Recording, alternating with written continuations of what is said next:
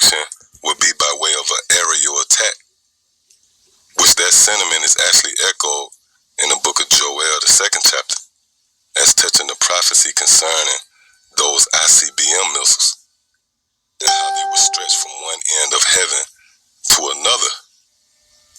So these 4 winds that we read about here in the book of Revelation, the 7th chapter, pretty much translates to the destruction. And what would be the reasoning, if you will, for the Heavenly Father stirring up these winds? Well, let's go there. It's the book of Psalms, the 1st chapter, and the 4th verse. It says, the ungodly are not so. Yeah, and for those of us in the know, we understand that this ungodly here translates to the so-called white man. See? It says, but are like the chaff which the wind, driveth away. So the reasoning behind the Heavenly Father stirring up these winds or preparing this destruction is to drive away the ungodly, to remove the so-called white man from that seat of power in which he now occupies.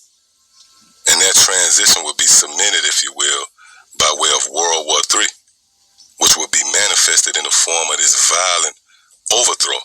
So again, these winds right here represents the nuclear destruction, which, by the way, there's a term known as nuclear winds.